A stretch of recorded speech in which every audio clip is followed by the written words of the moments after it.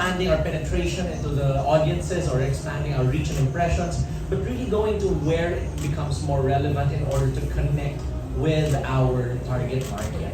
So we have a few, just to share with you also.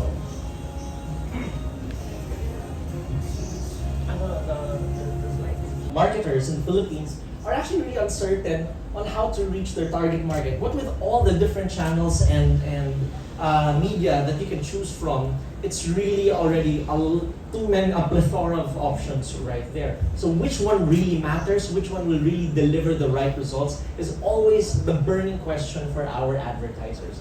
And what we gather from this, next slide please, is that when we look at the metrics, typically you can expect majority of our advertisers, we always still look at the engagement, or typically distribution metrics such as reach and impressions, conversion or ROI. But next slide please. Typically you only see the what. But the question is the why. Why do people purchase or engage with the brands in the first place? And we're only seeing about 30% of marketers actually consider that. The why behind the behavior of consumers and in terms of shaping their campaigns. Next slide, please. And now, that's what we see from the brand side. Let's see the consumers. Next slide.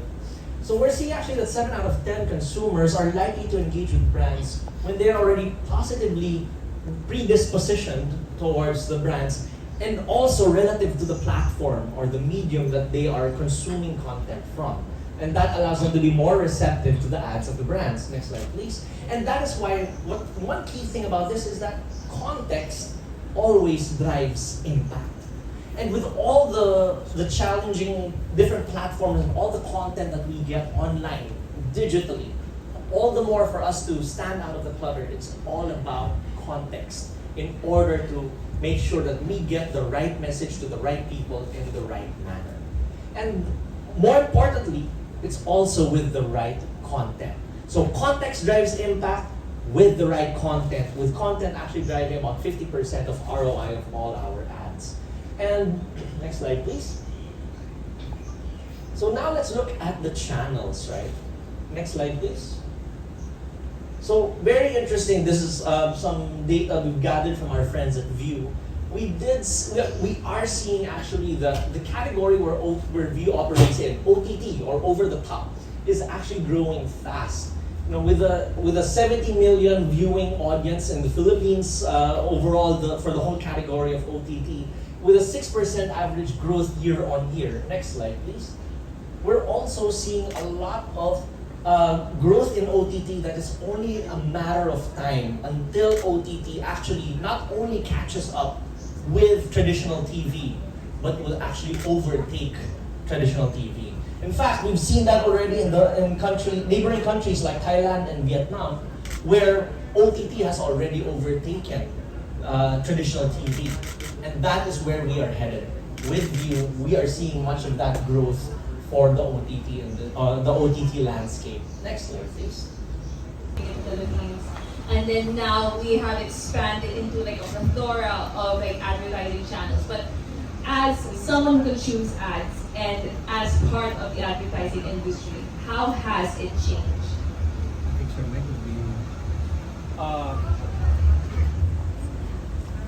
Hello. Actually, for the past 80 years, United Neon Humble begins with neon lights, and then from neon lights to tarpaulin, then a combination of neon lights and tarpaulin, and then we do a special execution to hype the industry, the recall of the consumer seeing a very good execution outside and also through digital, the integration of digital, the out of home, and this platform View, which help each other to communicate the message to the consumer. Yeah, thank you so much. Would anyone else like to add anything regarding how even digital or even streaming platforms have changed throughout like the past few years? Well, definitely, I'd say the industry has also evolved with the consumer. essentially because what matters in our industry is that we're able to connect with the audience or connect the brands with their target market and the audience. So it's really about being where they are in the first place, right? That's why as much as the traffic may be discomforting, that's actually where the audience are, and that's the power of our out-of-home media. Be it the printed billboards or the special executions or the LED billboards, to even as you would know, the very first 3D LED billboards in the Philippines are actually of United Neon, launched just a few years ago, very near here in BGC, right? So it's really about constantly and evolving the way we deliver the brand stories to our consumers, and that's the beauty of our partnership now with View, because more than just telling people about the brands, the power of View is really in the storytelling that they carry, in the content, the massive library of powerful premium content on View really hinges on that power of storytelling to connect the brand with what really matters, or having that right context with consumers. Right, Vinci? Agreed. And I think just jumping off of that question, and I think both Vinci and Torto can attest to this.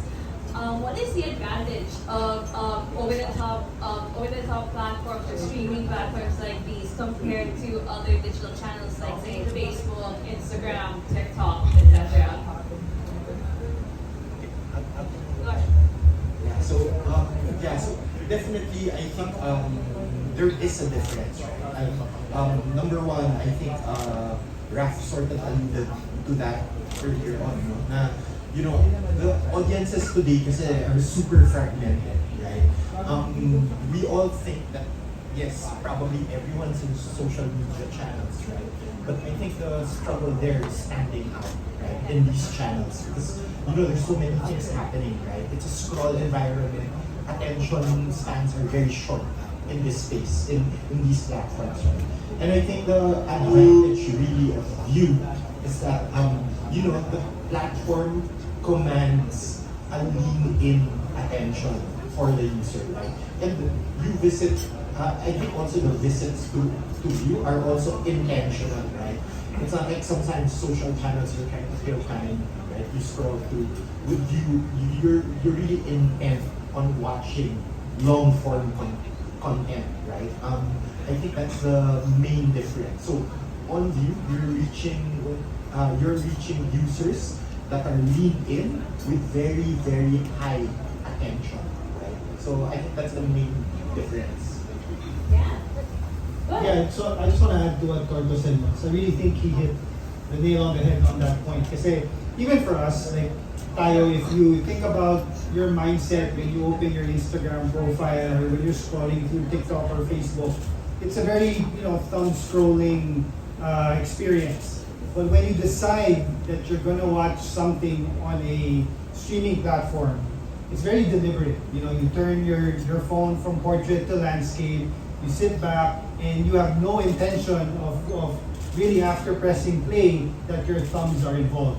And for our platform in particular, or specifically, we have content that for the most part is not in English.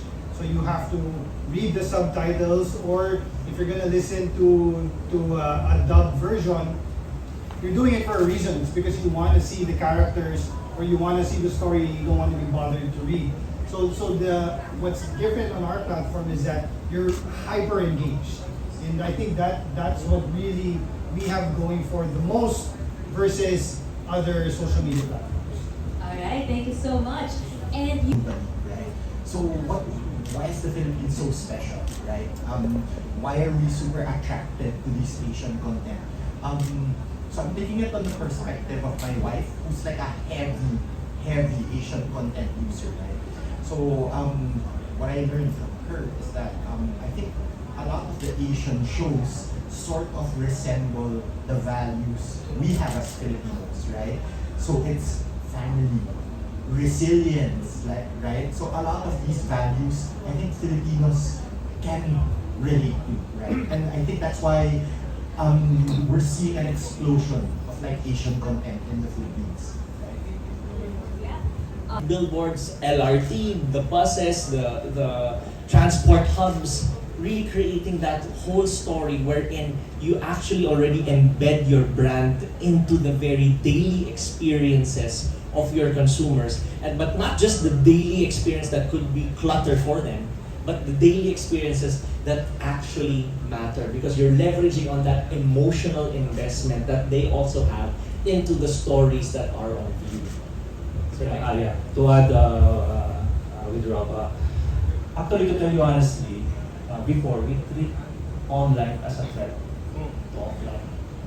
Because the marketing budget of the clients, instead of we get it, they spread it. So that's our thinking before. It's a trend. Especially right now, the emerging growth of the online platform. But as mentioned by Rob, the power of the two platforms help each other to communicate to the consumer the message that they want to deliver. Actually, the journey of a typical person starts sa bahay nila, di ba? At their home, they're watching TV, they stream live, and then when they go out, they see out of home, the billboard, the transit. So, imagine the recall. The recall power that from